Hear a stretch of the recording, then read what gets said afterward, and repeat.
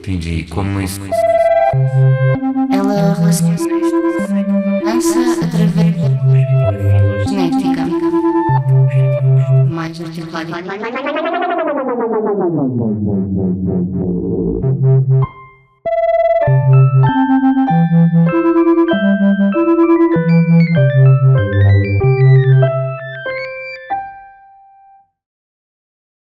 Sejam bem-vindos à série Falar as Danças, um ciclo de palestras por artistas da dança que escrevem sobre o que fazem.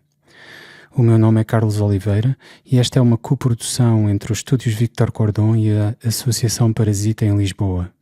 Falar as Danças apresenta uma série de episódios tanto em português como em inglês, em que artistas da cena internacional da dança contemporânea discutem questões que fazem da dança e da coreografia um terreno inesgotável de experimentação, problematização e pensamento. Para hoje, convidamos Ângela Guerreiro a escrever e ler-nos um texto seu intitulado O Decolonial nas Artes, os Museus e a Arte de se Comportar Mal. Guerreiro é mãe, artista independente, mentora de dança, produtora, investigadora, ativista, curadora de festivais e conferências, terapeuta de movimento e educadora de movimento somático. Foi coreógrafa residente no Kampnagel, em Hamburgo, entre 1995 e 2002, apresentando o seu trabalho internacionalmente. Atualmente é doutoranda no programa Pós-Colonialismos e Cidadania Global do Centro de Estudos Sociais da Universidade de Coimbra, membra da UNA, União Negra das Artes, e presidente da direção da Associação Natureza, Arte, Corpo e Alma. Vamos agora ouvi-la por cerca de 30 minutos, após o qual eu e ela falaremos um pouco sobre os diferentes temas que o texto aborda. Queiram então dar a vossa atenção à escuta e sigam as palavras.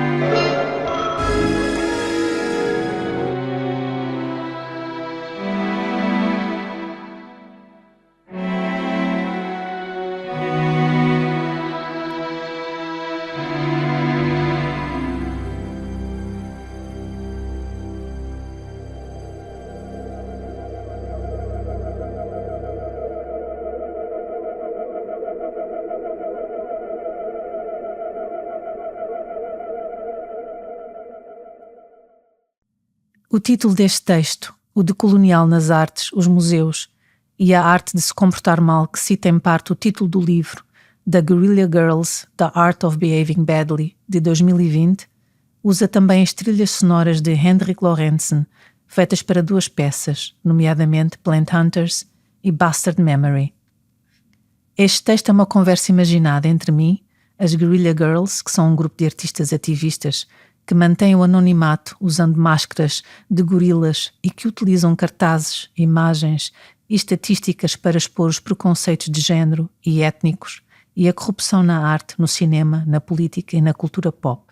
E Françoise Vergès, cientista política, historiadora, ativista e especialista em estudos pós-coloniais. Esta conversa acontece em Hamburgo durante a vernissage da exposição da F-Word, Guerrilla Girls and Feminist Graphic Design, no Museum für Kunst und Gewerbe Hamburg, Museu de Artes e Ofícios de Hamburgo, a 17 de fevereiro de 2023. Françoise Vergès decidiu viajar até Hamburgo para conhecer as Guerrilla Girls. Quando cheguei ao museu, vi-as ao longe e observei-as enquanto conversavam. eventualmente sobre os seus trabalhos, a vida, projetos, não sei. Só sei que me enchi de coragem e dirigi-me a estas mulheres. As Guerrilla Girls envergavam as suas máscaras de gorilas, mantendo a descrição sobre as suas identidades, e Françoise Vergès um sorriso irradiante. Sem perder tempo fui ter com elas e introduzi-me. Perguntei-lhes se teriam tempo para conversar comigo. Para minha surpresa concordaram de imediato e saímos do rebuliço do ambiente que uma vernissage sempre implica, para a surpresa de muitos representantes da cena artística internacional e local. Decidimos ir para o café do museu. Ao entrarmos, as pessoas que lá estavam não conseguiram evitar um olhar de curiosidade inquisidora sobre este grupo que lhes invadia, entre aspas, o seu espaço. O museu é frequentado maioritariamente por corpos brancos, brancas, nórdicos, discretos e de falas baixas. São lugares não convidativos a corpos negros, indígenas e ou racializados, racializadas, nem mulheres brancas a envergarem cabeças de gorilas. Enfim, a invasão estava a ser feita e assumimos-la. Antes deste encontro investiguei a história e a filosofia de curadoria deste Museu de Artes e Ofícios de Hamburgo, inaugurado em 1877, e cito: a sua coleção única vai desde a antiguidade até às inovações contemporâneas e abrange os domínios culturais europeu, asiático e islâmico. Numerosas exposições, eventos e projetos lançam luz sobre a evolução da sociedade e exploram a forma como concebemos o nosso mundo. Argumentando que este museu tinha uma função de fornecer, cito, modelos exemplares para os ofícios e a indústria e destinam-se a moldar o gosto da sociedade. Para mim existe uma contradição nesta frase e substituo o verbo moldar por colonizar e, ao colonizar, o desejo incontrolável de pôr em ação, cito, a missão civilizatória do norte global, dominar e controlar não só o gosto da sociedade alemã, mas o resto do mundo. Após 7 anos de abertura deste museu em Hamburgo, deparamo-nos com a Conferência de Berlim, que decorre entre 15 de novembro de 1884 a 26 de fevereiro de 1885. Cito: Maria Paula Menezes. Na sequência desta conferência, epítome do Norte Global, foi traçada uma linha abissal separando as duas margens do Mediterrâneo em territórios distintos, emergindo África como terra no lixo, silenciando outras estruturas de poder, sistemas normativos e as resistências à subordinação à Europa. Criando espaço para as nossas falas, conversámos acompanhadas de café e 3 Franzbrötchen, um doce típico de Hamburgo. Françoise, pergunto eu, no teu livro Um Feminismo Decolonial falas sobre as mulheres que invisíveis abrem a cidade. Como combatemos estas invisibilidades? O que temos nós a dizer sobre isto? As Guerrilla Girls respondem: trazemos esta mesma preocupação que Françoise. Nós, Guerrilla Girls, somos artistas visuais e a arte é a nossa forma de luta para fazer transparecer as desigualdades existentes no meio artístico. As nossas ações artísticas tiveram início em 1985 e o que fez explotar as nossas intervenções na cidade de Nova Iorque foi a quase inexistência de mulheres artistas em museus como o Metropolitan Museum of Art, the Museum of Modern Art e o Guggenheim Museum. Ficámos furiosas quando, em 1984, o Museu de Arte Moderna decidiu fazer uma exposição com centenas de artistas em que as artistas racializadas foram pouco representadas. Nós dizemos publicamente que o sistema não as quer, as mulheres não são bem-vindas e este problema é sistémico. Em 1985, como reação ao que estávamos a experienciar no mundo da arte, decidimos pôr fatos que expunham a relação entre o número de artistas homens e o número de artistas mulheres e de mulheres racializadas a exporem os seus trabalhos em museus de Nova Iorque, com o objetivo de reclamar espaço para as mulheres no mundo das artes. A forma de protesto usada foi através de cartazes que íamos espalhando pela cidade de Nova Iorque, à noite, nas paredes dos museus e das galerias, usando frases emblemáticas, perguntas, estatísticas, sempre com bastante humor. No dia seguinte saíamos para ouvir as reações das pessoas e interagir com elas, ouvir o que tinham para dizer sobre os cartazes expostos. Ainda assim, após os protestos de 1984 contra a exposição, as pessoas continuavam a ir aos museus sem perceberem o que na realidade estava a passar. Ao expormos fatos, as pessoas começaram a reagir. Do women have to be naked to get into the Met Museum? Less than 5% of the artists in the modern art sections are women, but 85% of the nudes are female. How many women artists had one-person exhibitions in New York City museums last year? Guggenheim 0, Metropolitan 0, Modern 1, Whitney 0. Françoise Vergès toma a palavra. Um dos meus objetivos é que, através do meu trabalho, da minha escrita, das minhas criações independentes, do meu ativismo, é o de continuar a provocar e propor um pensamento colonial, expor, transgredir e intervir. O colonialismo também fez parte da minha família e do qual falo na minha tese de doutorado, que se tornou no livro Monstros e Revolucionários, o romance e a mestiçagem da família colonial, publicado em 1999, em que analisa a complexa relação entre colonizador e colonizado na Ilha da Reunião, no Oceano Índico. A minha tetravó, Marie-Hermeline de Million Desmarquet, era dona de uma plantação com cerca de 20 hectares. A família era, segundo uma escritura de 1848, proprietária de 121 escravos, incluindo 66 crioulos, 12 malgaches, 39 moçambicanos e 4 índios ou malaios. Tive o privilégio de crescer numa família de comunistas feministas e anticolonialistas, de estar rodeada por militantes de todas as origens, géneros e classes sociais que me explicaram o que são a luta e a solidariedade, a satisfação e a alegria associadas à luta coletiva. Vivemos perante um neoliberalismo em que as mulheres invisíveis vêm legitimar a violência e o desprezo pelas suas vidas precárias e pelos corpos desgastados marcados pela raça e pelo género, o que revela bem o passado colonial e esclavagista da sociedade ocidental. No meu livro Um Feminismo Decolonial de 2020, necessitei de expor a greve de 45 dias de mulheres racializadas que trabalham na Gare du Nord e que, em 2018, obtiveram vitória contra o seu empregador, a empresa de limpeza Honete. São trabalhos maioritariamente femininos, serviço subqualificado e mal pago, que coloca em situação de risco a saúde destas trabalhadoras devido ao uso de produtos químicos que são prejudiciais para a saúde.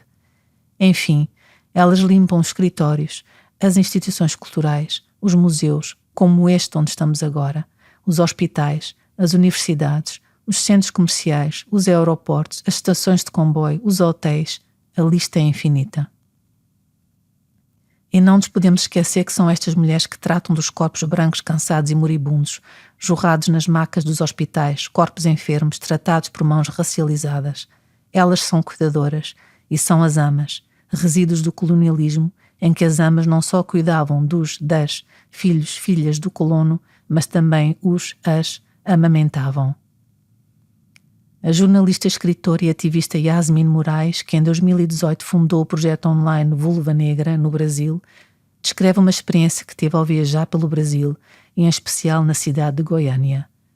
Em bairros de luxo, em que se depara com, cito, mulheres negras, mestiças e nordestinas, jovens e mais velhas, empurrando os carrinhos de bebê de mulheres brancas, loiras e de classe económica superior.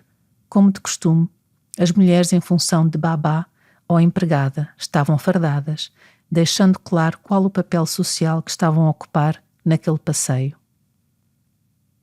E tu, Ângela, como é que te tens posicionado sobre a invisibilidade de corpos racializados na dança? Pergunta Françoise Vergès. Acredito que a arte tem um poder de intervenção e de transformação fortíssimo, por vezes visceral, porque afeta de certo modo a nossa corporeidade e este esqueleto que nos carrega com todos os seus órgãos e sistemas corpóreos. As ferramentas e metodologias artísticas têm-nos ajudado a expor um norte global, incrustado ainda hoje num passado colonial, repercutindo-se até à atualidade, um hoje em que nos encontramos a viver, e isso gera e induz-nos a uma certa agência. Porque, e cito Audre Lorde, o vosso silêncio não vos irá proteger. A invisibilidade das mulheres e das mulheres racializadas é visível no meio das artes performativas. A presença da minha negritude apresenta-se isolada, ao circular em teatros de renome internacional do norte global, especificamente entre 1994 e 2005, anos em que fui residente coreógrafa do Kampnagel Hamburg, um dos teatros representativos das artes performativas do norte da Alemanha.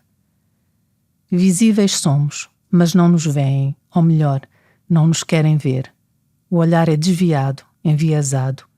Quando a cidade abre, como tu tão bem mencionaste, Françoise, os centros das cidades europeias foram limpos por mulheres negras e elas voltam para as periferias ou mantêm-se por detrás da porta da cozinha do restaurante, do hotel de 5 estrelas e ou das pensões baratas.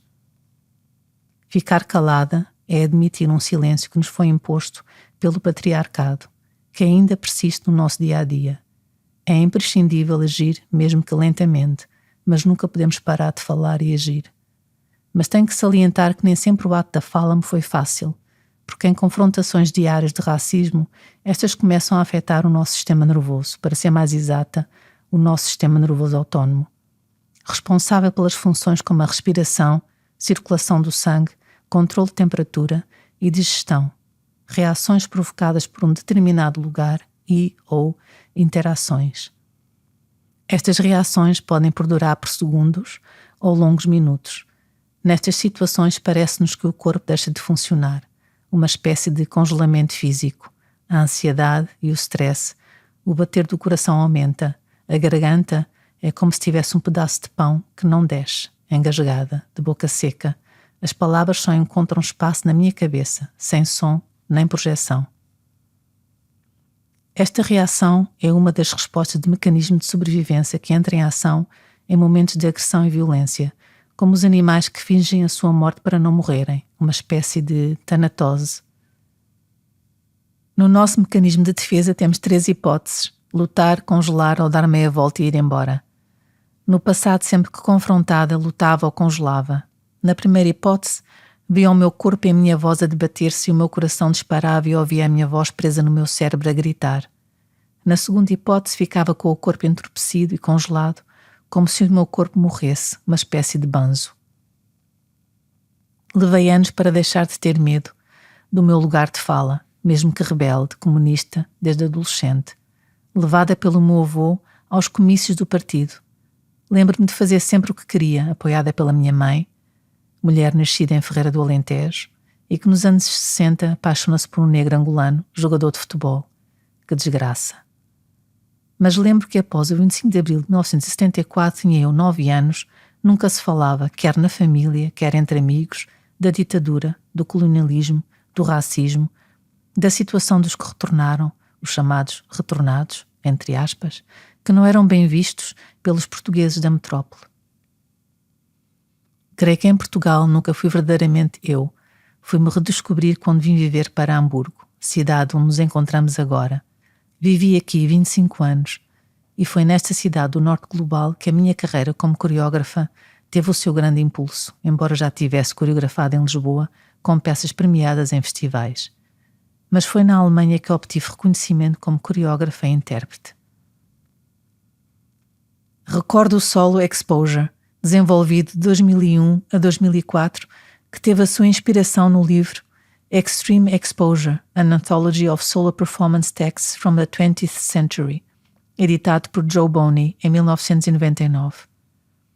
No movimento ritmado e cadenciado, sento-me e levanto-me de uma cadeira, por vezes avançando até ao público com um hopla, e em silêncio, de olhos fechados, aponto alternadamente com os 2 dedos indicadores os olhos, a boca e os meus joelhos, em movimentos gestuais, compassados e ritmados, uma coreografia minimalista e repetitiva. É nesse ir e vir que ia dizendo o meu texto. When I was 7, I decided to eat just white food. I became obsessed by controlling the color of my own shit. I was eating cottage cheese, milk, coconuts and so on. I thought that if I could shit white, I could achieve spiritual purity and become an angel, a white angel, a lovely angel, a beautiful angel, an angel in white, an angel to be praised for, an angel with white lips, because someone told me once that angels never die. Com este texto pretendia transparecer as disparidades emocionais com que corpos racializados são confrontados desde crianças, em que toda a sociedade é universalizada através do corpo branco, como por exemplo crianças negras que escolhem a boneca branca porque acham que é mais bonita do que a negra. Como tal, assim como as mulheres invisíveis que abrem as cidades deste mundo, assim também nós, mulheres negras, indígenas, racializadas, mulheres trans e travestis, que circulamos em meios artísticos, maioritariamente patriarcais e hegemónicos, recusamos o apagamento e lutamos pela nossa visibilidade e presença. A dança é a minha escrita, o meu lugar de fala, o meu ato político, de presença e de luta. É no dançar e no ato de produzir as minhas performances que me recrio e crio espaço para a minha corporeidade. Em 1999 criei uma coreografia chamada Permanent Prince. Esta produção era um tríptico, constituído por 3 trabalhos coreográficos diferentes, um dos quais chamámos dueto, um diálogo entre 2 intérpretes, ambas negras, uma portuguesa, eu, e uma brasileira, a Cristina Moura. A minha intenção era a de proporcionar ao público uma reflexão sobre temas como o colonialismo português, a diáspora e as relações Brasil-Portugal, assim como questões de género, o racismo, o sexismo e os conflitos político-sociais. We Want to Move era uma frase escrita em pano cru, parte do cenário do dueto, Cite-me. Era um manifesto, um protesto deslocado no tempo, uma proposta que não tinha contrapartidas para falar de interculturalismo, corpo-mente colonizado, supremacia branca, género e racismo, que parecia precoce no contexto do campo da dança europeia. Mas pergunto, o que é que estamos a fazer aqui neste, entre aspas, Museu Universal? Espaços construídos por toda a Europa colonial do século XVIII, século também marcado pelo maior número de africanos a serem deportados. As Guerrilla Girls respondem: para nós é importante que nos infiltremos em espaços que carreguem esse passado e, se possível, desmantelá-los. A nossa presença aqui em Hamburgo, neste Museu de Design, não teve esse objetivo. Com isso queremos dizer que não fizemos exatamente ações de consciencialização para a comunidade que carregam sempre um cariz político e intervencionista. Mas acreditamos que o fato de o nosso trabalho ser exposto após mais de 30 anos é bastante significativo, porque por um lado a sua exposição é um ato de resistência e de resistências feitas ao longo do nosso percurso artístico, como tem também um lado irónico e amargo, pois as coisas que queríamos apontar, muitas ainda não mudaram. Como tal, é um processo lento, como dizias, Ângela, lentamente e devagar. Com o nosso trabalho vamos proporcionando lugares e espaços em que a transformação seja possível. A ideia do mau comportamento enverga um ato de rebelião, de confrontação contra, no nosso caso, o sistema capitalista norte-americano onde vivemos e trabalhamos. Acerca do cartaz feito em 1989, creio que um dos mais emblemáticos, a história foi que quando nos pediram para desenhar um cartaz para o Fundo de Arte Pública em Nova Iorque, acolhemos a oportunidade de fazer algo que apelasse a um público geral. Fomos ao Metropolitan Museum of Art para contar o número de mulheres artistas em exposição em comparação com o número de corpos femininos nus nas obras de arte. Os resultados foram muito reveladores. O Fundo de Arte Pública rejeitou-o como um cartaz, alegando que não era suficientemente claro, pelo que o publicámos como um anúncio nos autocarros da cidade de Nova Iorque. Fizemos algumas recontagens e desde 1989 as mulheres ainda têm que estar nuas para entrar no Met. Menos de 5% dos artistas das secções de arte moderna são mulheres, mas 85% dos nus são femininos. O cartaz foi refeito em 2005. Menos de 3% dos artistas das secções de arte moderna são mulheres, mas 83% dos nus são femininos. E em 2012, menos de 4% dos artistas das secções de arte moderna são mulheres, mas 76% dos nus são femininos. Eu respondo: o vosso trabalho é muito atual e importantíssimo porque desmantela o meio das artes, elitista, hegemónico, patriarcal e colonial, e ainda predominantemente branca. Em Portugal isso é muito visível. Só muito recentemente se começa a falar da ditadura, do colonialismo e de que Portugal é um país racista. É uma mudança lenta, mas que gradualmente nos vamos apercebendo da presença de corpos negros, negras, corporalidade trans, corpos não normativos, nos palcos portugueses, mas ainda assim restrita. Se olharmos com atenção para as instituições culturais e educacionais, quem se senta na direção são corpos brancos, brancas. Em Lisboa temos um único teatro dirigido por um corpo negro, o encenador António Pires, no Teatro do Bairro. Para mim os museus são espaços que representam, não, corrijo, que são a presença colonial, construídos através do sangue de pessoas escravizadas. O museu significa a violência da deportação de corpos negros e as viagens transatlânticas e o enriquecimento do norte global à custa da violência e da morte. No momento sinto uma enorme necessidade de invadir estes espaços museológicos, criar performances e desconstruí-los. Repararam que ao entrar neste museu os corpos que o visitam são maioritariamente brancos, brancas? Encontramos no norte global. Estes museus não são convidativos a corpos racializados porque a arte sempre foi restringida a corpos brancos, brancas, bem comportados, comportadas. E tudo o que sai desse pensamento colonial pertence ao outro, outra, aquele que não pertence. Sobre esta negação da dignidade humana, Maria Paula Menezes expressa: a colonização, enquanto sistema de negação da dignidade humana, simboliza um imenso espaço-tempo de sofrimento, opressão, resistência e luta, aquilo que hoje é designado de sul global. Françoise Vergès segue dizendo: numa entrevista com o Nexo Jornal em outubro de 2023 eu partilhei o que é para mim um museu e que este é uma instituição colonial. O museu é criado exatamente durante a época da maior deportação de africanos, que marca também a época do Iluminismo, de Locke, Voltaire, Rousseau, entre outros, o chamado século das luzes, do século XVIII. É também o período em que cerca de 70 a 90 milhões de africanos e africanas foram deportadas. Para estes africanos e africanas deportadas, foram séculos de escuridão, em viagens de porões, de sangue e violência. Lembra aqui a pintura de William Turner, Slave Ship, Slaves Throwing Overboard, The Dead and Dying, Typhoon Coming On, criada em 1840 devido ao massacre de Zong, em que corpos negros, negras, são jogados ao mar, 132 homens, mulheres e crianças. Os museus são lugares que dependem do saque e do roubo, mas finge-se ser universal para representar o mundo. A ideia ocidental era de que os europeus sabiam como preservar e, como tal, guardar o tesouro da humanidade. Então a ideia era de agarrar em tudo, nos lugares em que eles chegavam, e levar para os museus e preservar, porque se consideram os guardiões do tesouro da humanidade. Uma universalidade pensada na Europa e concebida pelos europeus.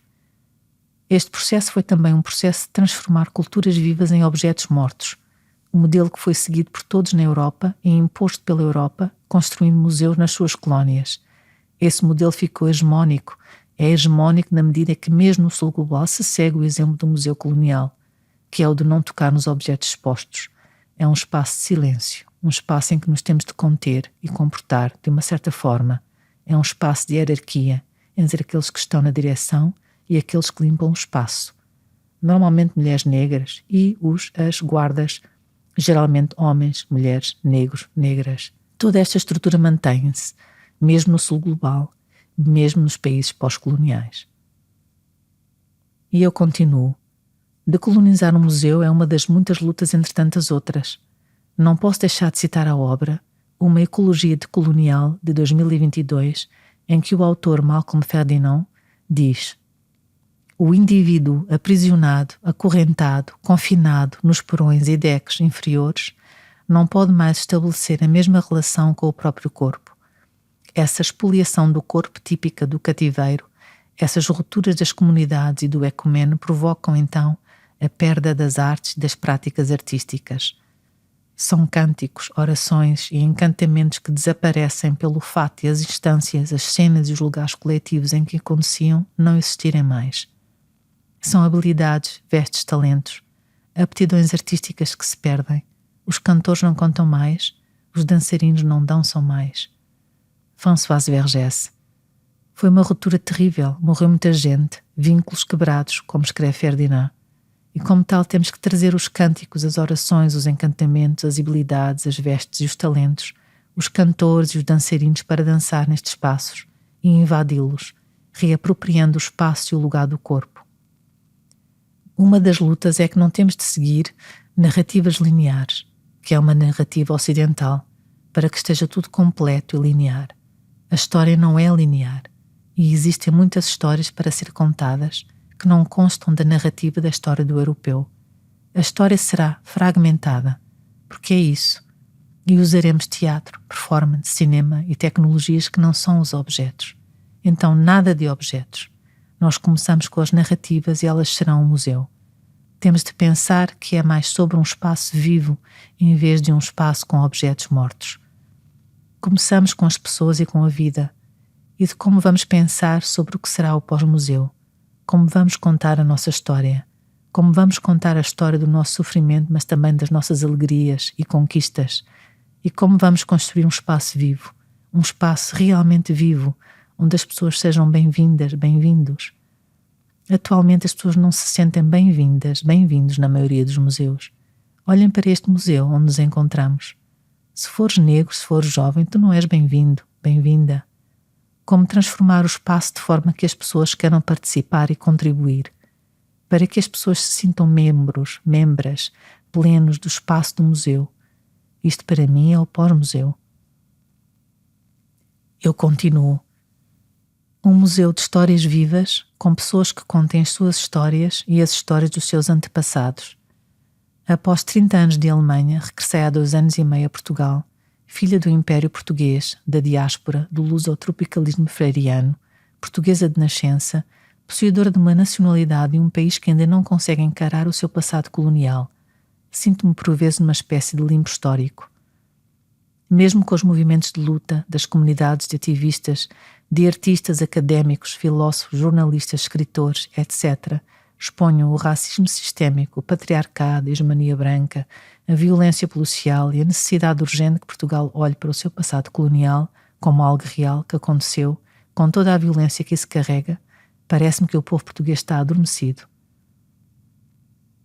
O caso de Cláudia Simões, corpo negro, mulher, mãe, vítima da violência policial portuguesa só porque se esqueceu do passe de transporte da sua filha. Cito o artigo Solidariedade com Cláudia Simões e todas as vítimas de violência policial, publicado na revista Boala.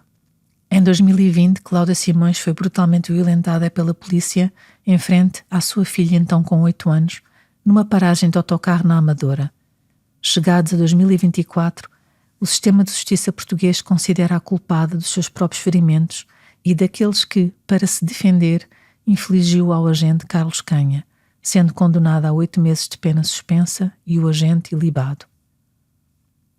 Situação dolorosa dentro da sociedade portuguesa que revela de forma atroz a presença da herança colonial portuguesa e da sua psicose do racismo institucional na polícia e nos tribunais portugueses. Por vezes, mesmo com alguma dificuldade, mantenho a esperança de que é possível construir pontes, mudar mentalidades e afetos, fazendo, falando, amando, gritando e agindo, para que não estagne e congele. A arte é e sempre foi o meu refúgio, o refúgio do meu corpo, e não há nada mais confortante do que a arte se comportar mal, como vocês, Guerrilla Girls, o têm feito no desmantelar das grandes instituições artísticas. As Guerrilla Girls. Sim, absolutamente. Por isso os nossos projetos convidam a comunidade a se expressarem dentro e fora do museu, sobre o museu. Creio que o ponto central do nosso trabalho tem sido esse, o de expor e de estabelecer o contacto e a comunicação entre o museu, artistas e a comunidade. Um dos projetos foi no Tate Modern, The Art of Complaining, de 2016, que convidava uma participação ativa dos visitantes, em que toda a gente podia fazer as suas reclamações, escrevê-las e colocá-las em quadros expostos na galeria.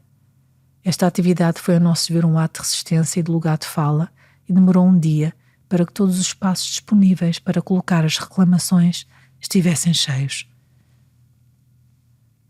Criou-se um espaço no museu para a não passividade e assimilação da informação exposta, mas que se desse início a um pensamento crítico sobre o que se vê e o que incomoda. Pensar que a arte pode ser criada a partir do ato de reclamar como uma grande reação sobre o estado do mundo. E todos os dias apareceram pessoas com depoimentos que tinham de ser expressos. Eu digo, a luta continua, dançamos, escrevemos e fazemos arte para não morrermos, como disse o meu amigo António Tavares. É a nossa ferramenta de sobrevivência e de resistência à violência da branquitude e do racismo institucional.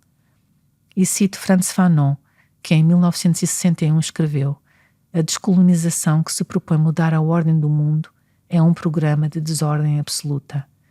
Proponho ouvirmos uma trilha sonora composta por Henrik Lorentzen e interpretada por mim, com um texto sobre caçadores de plantas ingleses do século XVIII, para a produção Plant Hunters, estreada no Teatro Kampnagel, Hamburgo, em 1994.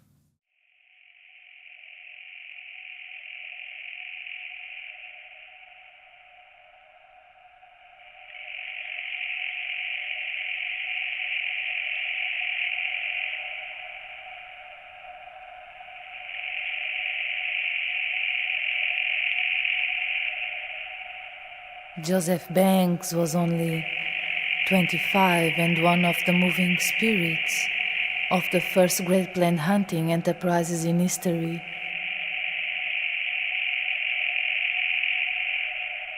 In Tahiti, the landscape painter of the party died.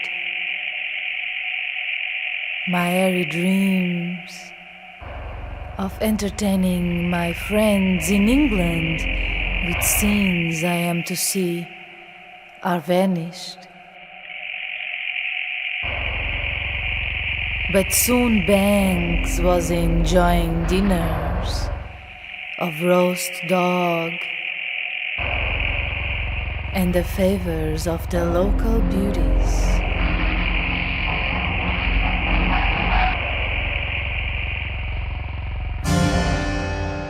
Francis Mason, an indefatigable plant hunter who braved lions to send home seeds of the first geraniums and ericas.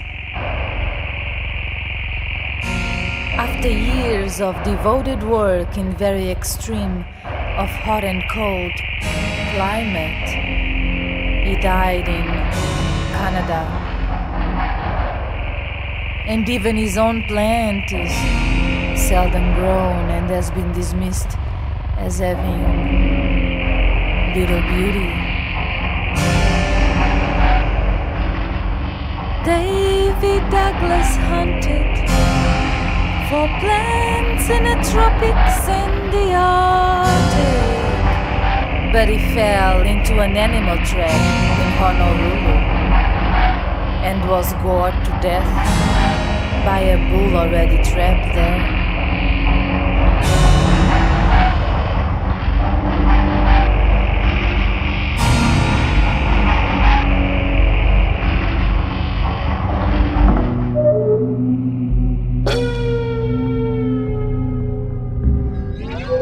David Nelson embarked on two of the most famous voyages in history.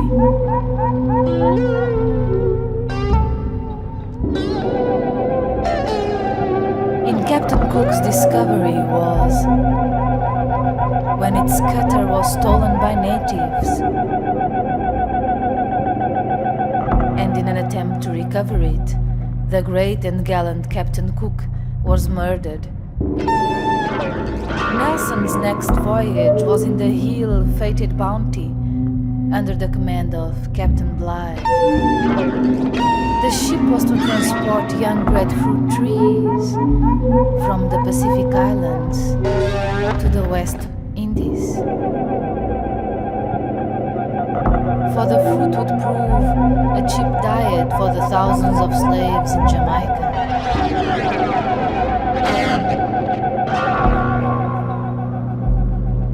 A month later, the crew mutinied, and Nelson and Captain Bligh were cast adrift. A nightmare voyage in an open boat it was. A nightmare voyage in an open boat it was.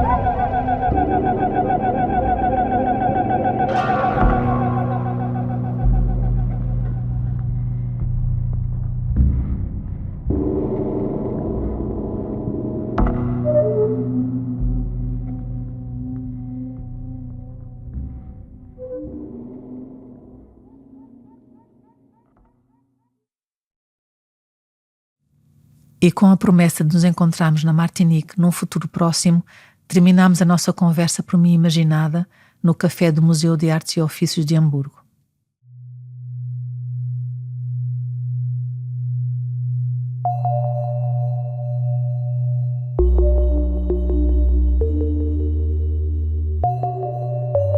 Ouvimos O Decolonial nas Artes, os museus e a arte de se comportar mal, um texto que Ângela Guerreiro preparou para esta ocasião. Muito obrigado, Ângela, pelo texto e pela leitura. Gostava de começar esta conversa perguntando-te sobre a escolha deste formato, porque é uma conversa imaginária com artistas e autoras que são uma referência para ti. Como tu sabes, estou a tirar o doutoramento em pós-colonialismo, cidadania global, e temos que escrever ensaios e tal. Então fui desafiada a escrever um texto para uma das minhas professoras, que é a Maria Paula Menezes, em que me vi ali um bocadinho deslocada, não sabia o que é que havia de escrever, não é? Aqueles momentos em que realmente há muita coisa para dizer, mas não sabes por onde é que há de começar, e enfim. E é um processo também em que nós refletimos sobre nós próprios, quando estás a fazer seja o que for, neste caso um doutoramento, ou seja, enfim, uma criação artística, há sempre uma reflexão sobre o que é que nós estamos aqui a fazer, o que é que nós queremos fazer, o que é que nós queremos atingir. E eu acho que de tanta informação que eu estou também a adquirir e a conhecer autores que eu acho incríveis, eu apaixonei-me pela Françoise Vergès, sou uma fã dela, e as Guerrilla Girls estão no meu mundo desde os anos 80, certo? E então encontrei naquelas vozes delas, ou através do corpo que elas são, não é? Um corpo artístico, um corpo filosófico, um corpo ativista, encontrei-me a mim mesma. Portanto, eu ao colocar, no fundo estou a fazer aquelas vozes, estou a criar aqueles corpos que estão a falar sobre algo, a arte e os seus posicionamentos no mundo atual, estou-me a rever a mim mesma, não é? Mas achei por bem não ser só eu a falar sobre todas aquelas questões que são colocadas no texto, que no fundo é muito à volta do decolonizar, de um passado colonial, e de encontrar vozes onde eu me pudesse rever a mim mesma. Portanto, há ali uma espécie de retorno, é sempre um ir e vir, não é? Eu ponho a Françoise Vergès a falar, mas eu sinto também que sou eu que estou a falar por ela, não é? Porque fui eu que escrevi aquele texto, sou eu que lhe estou a pôr aquelas palavras naquele momento, enquanto eu estou a escrever aquele texto em que ela diz sobre o museu, aquilo que ela diz eu estou a dizê-lo, ou seria aquilo que eu gostaria de dizer sobre o museu.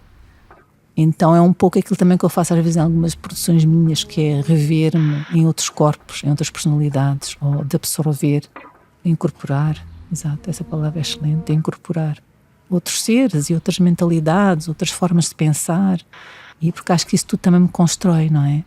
Quer dizer, eu tenho o meu saber, tenho o meu conhecimento, mas vou-me acrescentando todas estas outras personalidades que vou encontrando ao longo da minha vida e que ficam dentro de mim, não é? Quer dizer, eu tenho que conhecer a Françoise Vergès, eu tenho que ir à Martinique, tenho que a conhecer. As Guerrilla Girls não as conheço pessoalmente, creio que as encontrei em Hamburgo há algum momento nos anos 90, no Kampnagel, e eu tenho na minha memória, mas a minha memória às vezes ela faz truques.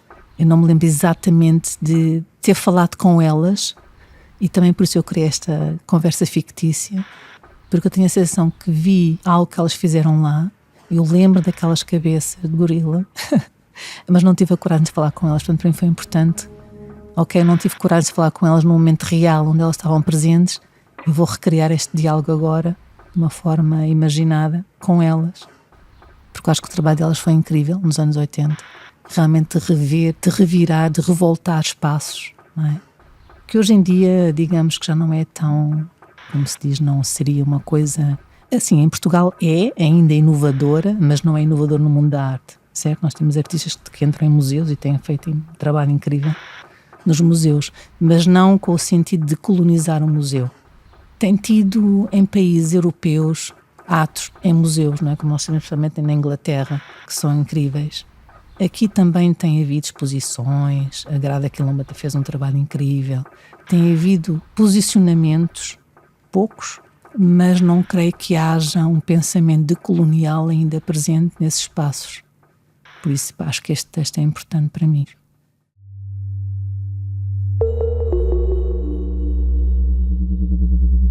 Ouvimos O Decolonial nas Artes, os museus e a arte de se comportar mal, um texto que Ângela Guerreiro preparou para nos ler e a quem agradeço a disponibilidade para a escrita e leitura. Em breve publicaremos novos episódios desta série de palestras, por isso, se quiserem saber mais sobre os próximos lançamentos, sigam os Estúdios Victor Cordon e a Associação Parasita nas suas redes sociais, websites e plataformas de streaming. Gostaria também de vos agradecer pela atenção e espero que se possam juntar a nós nos próximos episódios. É tudo por hoje, muito obrigado.